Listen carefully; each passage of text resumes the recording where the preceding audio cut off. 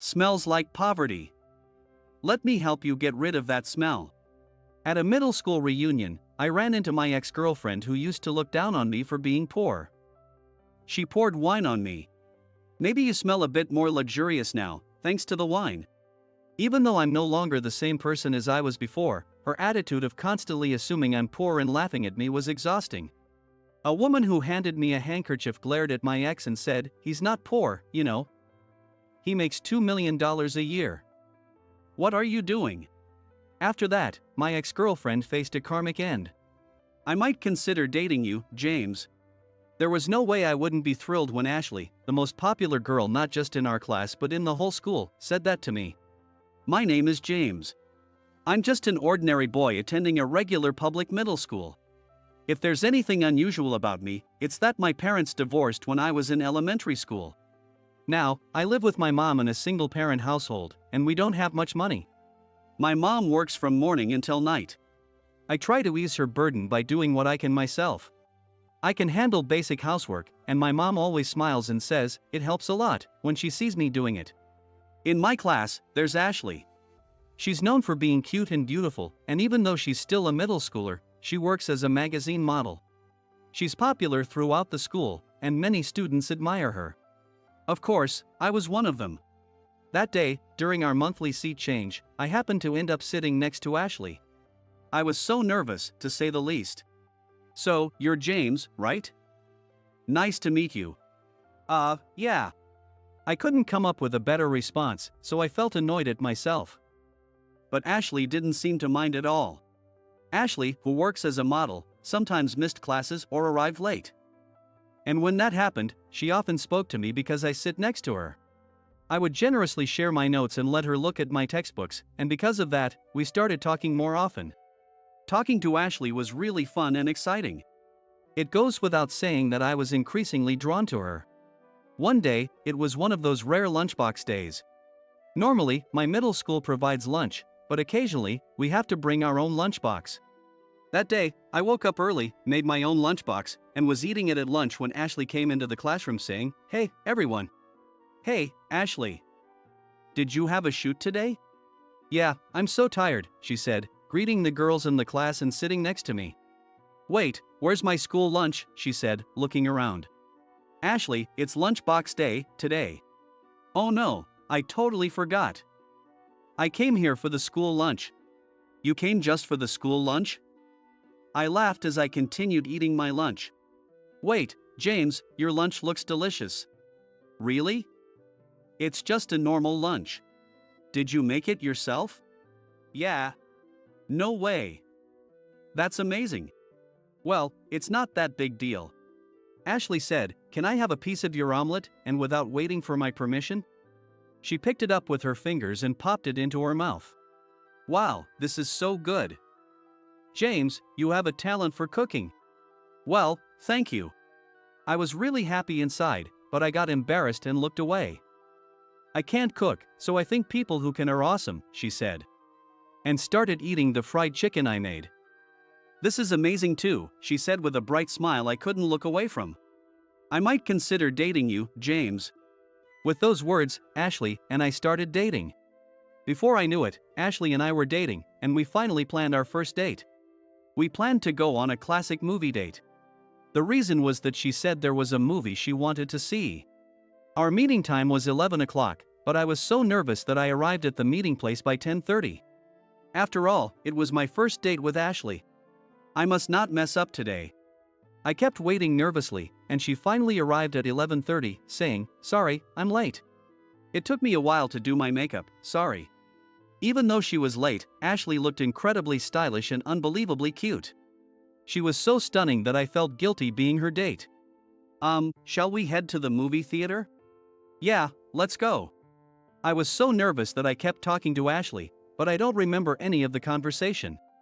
As we were walking together, a group of juvenile delinquents who I thought didn't exist anymore approached us, saying, "Hey there, cutie." They looked like high school students, about 5 of them. "There's a toll to pass through here." "A toll?" "Yeah, it's $100 each to pass. Since there are 2 of you, that'll be $200. $200. Even under normal circumstances, $200 is a lot of money, but for a middle schooler from a single-parent household like me, it's an even bigger deal. It feels like $20,000 to me. I don't have that much. Then leave all the money you have. I'm scared. Ashley cried out. I was really scared too, but I was the only one who could protect her. However, surrounded by 5 guys much bigger than me, and not being particularly athletic, there was no way I could win. I tried to put up my hands in a defensive pose, but my legs froze, and I couldn't move. In the end, I got beaten up by the group. One of them took my wallet from my bag and looked inside. What? This guy only has $30 in his wallet. $30 for a date? Ashley, this guy is super poor. No way, did he plan to split the movie cost? Unbelievable. That $30 is my precious allowance from my mom. I tried to reach for it, but couldn't. They took the $30 and threw my wallet back at me. And finally, I heard Ashley say, "So lame," as she walked away with the group of delinquents. I was taken to the hospital by an ambulance that a passerby called, and it turned out I had a broken leg. I ended up with a cast and crutches. When I returned to school after the break, I was laughed at. "Hey James. I heard how you got that injury. That's so lame." That was Robert, the leader of our class. Next to Robert was Ashley. "James, you're seriously too lame. Plus, being poor is the worst. I wish you'd never show up in front of me again. Dating you even for a moment is a black mark on my life," Ashley said. "Try being surrounded by that many guys, it's terrifying." I tried to retort so, but Robert kicked my crutch and I fell. Looking up in surprise, I met Robert's glare. "Got a problem?" "Loser," he sneered. From that day on, Robert and Ashley started bullying me. They hid my textbooks and school shoes, wrote poor and loser on my desk with permanent markers, and even dunked my school bag in water. In group activities during gym class, I was left out most of the time. No one could stand up to Robert and Ashley, and I couldn't tell my busy mom about any of it. When I hinted to our homeroom teacher, Mr. Smith, about the bullying, he just said, "You're probably imagining it." It was a tough and lonely time, but my childhood friend, Joshua, supported me. Whenever we had group work, he'd say, "James, let's do it together."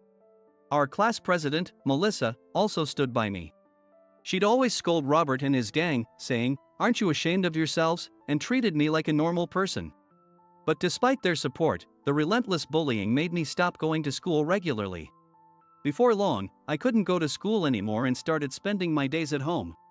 Joshua and Melissa took turns checking in on me every day, but I just couldn't bring myself to go back to school. After a while, my mom found out that I hadn't been going to school. She gently asked, "What happened?" and I finally told her everything. And then, I told her that I wanted to go to a high school out of state. Of course, the reason was that I wanted to get away from Robert and Ashley, who had bullied me so much. I didn't care if people said I was running away. I straightforwardly told my mom that I wanted to start over in a new place. I had already set my mind to go to a boarding school, and when I told her I wanted to go there, she said, "I'll go with you." So, I applied to a high school far away from here and got accepted. I didn't attend the graduation ceremony at the middle school, but Joshua and Melissa contacted me to say, "Let's keep in touch." And then my mom and I moved away. A few years later, I was living in the town we moved to, without returning to my hometown. One day, I got a message from Joshua saying, "There's going to be a middle school reunion. Are you coming, James?" Just reading that message brought back all those memories, and I had no intention of going, so I simply replied, "I'm not going." Then, Joshua called me for the first time in a while. "Hey, Joshua, long time no see." "Yeah, how have you been?" "I'm doing okay. My health is good." "How about you, Joshua?" "I'm doing well." "So, about the reunion." "Yeah, I'm not going." "I figured you'd say that, but listen. If you showed up now, everyone would be shocked. They only know you from middle school. And they still make fun of you. I want to prove them wrong. You won't be mocked or defeated now, I promise. Please." I don't care if they still make fun of me, but if you put it that way. It's true that the current me wouldn't lose to Robert and the others. After a lot of deliberation, I decided to attend the reunion. On the day of the reunion, my work took longer than expected. The venue wasn't too far from where I was, but the reunion had already started. What should I do? I don't have time to change. I had planned to go home and change into something decent after work before heading to the reunion. But now I was in my tracksuit with no change of clothes. Maybe I should just skip it after all. As I was thinking that, Joshua called. James, are you almost here? No, I'm in a tracksuit. I can't go like this. A tracksuit? Joshua laughed. Just come in your tracksuit. I'm looking forward to seeing you. He hung up, and I decided to go to the reunion in my tracksuit. Who cares? When I arrived, there were a lot of people at the reunion. It seemed almost everyone from our class was there. James! Joshua spotted me and ran over. Sorry for being late, Joshua. You really took your time. It's been over an hour since it started, he said with his usual bright smile, which made me feel somewhat relieved. But everyone at the venue was giving me cold looks for showing up in a tracksuit. A tracksuit? Is that James? Why is he in a tracksuit? I knew I shouldn't have come. I regretted it. Then, someone called out, Hey, are you really James? I turned to see a flashy-looking guy with blonde hair and a woman clinging to his side. Looking closer, I realized it was Robert and Ashley? Both of them were somewhat familiar, even though I only knew them from middle school. James, showing up to the reunion in a tracksuit. You're still so lame, it's hilarious. Ashley, who said this, was wearing a slit party dress. A bit over the top for a reunion, don't you think? Hey, loser. You haven't changed at all since middle school. You might look like an adult now, but coming here in a tracksuit makes you still a kid. Robert, who was approaching, wore a blue suit with white stripes. With his blonde hair, he seemed pretty overdressed too. Ashley, Robert, knock it off. I'm the one who told him to come quickly, even if he was in a tracksuit. Joshua defended me, but Robert and the others just snickered. Who actually shows up in a tracksuit? Unbelievable. Wait, James, is a tracksuit your everyday wear? Well, because of my job, I wear it a lot. Don't try to sound cool. You're still poor and can't afford new clothes, right? No, that's not at all. As I was thinking about how they were overly fixated on me, Ashley said, You smell poor, and then she splashed wine all over me. The wine spread a stain all over my tracksuit. As I wiped my face, she mocked, Maybe now you smell a bit more luxurious thanks to the wine. James! Are you okay? A woman rushed over to me. She handed me a handkerchief. I took it gratefully and said, I'm fine. But then she continued, You need to take off that tracksuit, and the classmates around us started murmuring. Hurry! You'll catch a cold. Melissa, it's fine. Even if you think it's fine, your health is important. I'll get you a shirt, so just take the tracksuit off. At Melissa's insistence, I reluctantly did what I was told. I didn't want to take it off because I wasn't wearing anything underneath. Whoa, what's with that body? Everyone's shocked. James's got a six-pack. Wow, you're really muscular. Aren't you totally ripped? As the room buzzed, Melissa handed me a shirt and glared at Ashley. Ashley, he earns $2 million a year, so he's not poor. This is an important time for him. What do you think you're doing? $2 million. The room buzzed again. Oh, come on, stop lying. This is that poor James. There's no way he makes that much. Yeah, how could he make that much? A poor guy in a tracksuit can't be earning that. Then Thomas, who was also in our class, spoke up. Hey, are you, really, that Iron Fist? Yeah, that's me. No way. I'm a fan. Can I get your autograph? Iron Fist is my boxing alias. In middle school, I had a rough time and thought, I want to become stronger. So, I joined the boxing club at high school to build physical strength. There, a senior member of the same club complimented me, saying I had great skills. And then, I was introduced to a boxing gym. Passed the pro test and started my career as a professional boxer. It's no wonder my classmates didn't recognize me. Compared to myself in middle school, I've grown taller and much more muscular, so it's understandable they didn't realize who I was. Recently, I've been achieving decent results as a boxer, and in fact, I had a match earlier today. Today's match was to get a right to challenge the current world champion, and I managed to win, so I will be able to give it a try. Now he's earning a solid income from prize money, so he's not the same guy he was in middle school. Melissa says this with a smug look for some reason, but she's right. This is the same Melissa who helped me countless times back in middle school. She continued to worry about me even after we graduated from middle school, and frequently kept in touch. Melissa became hooked on boxing after watching one of my matches in the boxing club I joined. And then she told me, "I'll become your trainer and make you a world champion," when I said I would turn pro.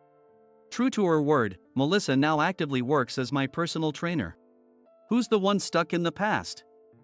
Who is lame here? Get over it.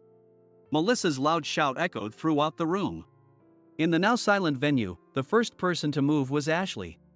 "Hey, James, you make $2 million a year, right? Maybe I'll date you now," she said. "Huh? Ashley, what are you talking about?" "Well, you're rich now and way more handsome than in middle school." "James, you still like me? Right?" She said this while putting her arm around mine and snuggling up to me. What makes her think I still like her?